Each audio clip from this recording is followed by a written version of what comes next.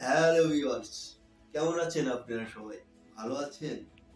ভালো থাকবেন না কেন? সবাই তো ভালো থাকার জন্যই জন্ম নেয়। কিন্তু কদিন ভালো থাকতে পারে?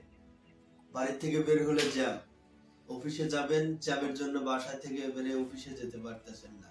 কিছু খাবেন, খাওয়ার জন্য হোটেলে যাবেন, হোটেলে খাবারের মান ভালো না।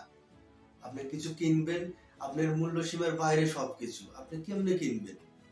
কেনার কিছু নাই। বেঁচে থাকতে হলে টাকা লাগবে, কিন্তু টাকা কে দিবে আপনাকে? সবাই শুধু প্রতারণা করে যাচ্ছে।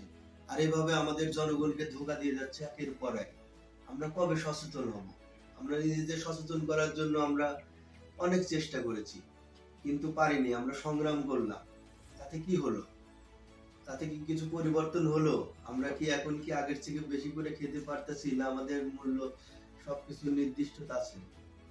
আমরা তো সবকিছু যেরকম সেরকম দাম বৃদ্ধির উপরই আছে। আমরা গ্রামের মানুষ,